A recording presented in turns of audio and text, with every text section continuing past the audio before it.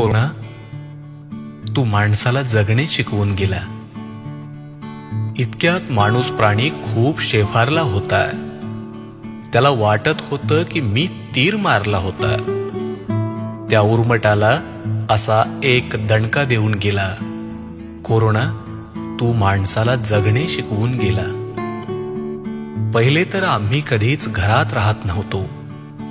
राहिलं तरी एकमेकांशी संवाद साधत नव्हतो. बाप मुलाला 3 दिवस नाही दिसायचा. आईला मोबाईल शिवाय वेळ कुठे असायचा. अशा दुरावलेल्या नात्यांना लळा लावून गेला.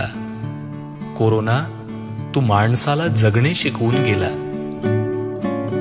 रुमाल न धरता खोकायचो, कुठेही थुंकायचो. जेवण करण्याआधी हातपाय कधी धुवायचो. स्वच्छतेला तर आम्ही केलाही नव्हता स्पर्श. गलिच्छपणे राहण्यात वाटायचा किती हर्ष. आता सॅनिटायझरचा तुटवडा करवून गेला. कोरोना तू माणसाला जगणे शिकवून गेला. नुसतं हॉटेलमध्ये खाणे आणि मॉलमध्ये जाणे, व्यसनांच्या आहारी जाता करू उभे धिंगाणे. विसरून गेला होता आपली सुशील संस्कृती. मॉडर्नतेचे नाव देऊन फोफावत होती विकृती. हॉटेलांना कुलूप लागले, सात्विक बनवून गेला. कोरोना तू माणसाला जगणे शिकवून गेला. मंदिर, मस्जिद, गुरुद्वारा, चर्च सारे पडले बंद. जातीवाद धर्मांधतेचा येईना आजकाल गंध.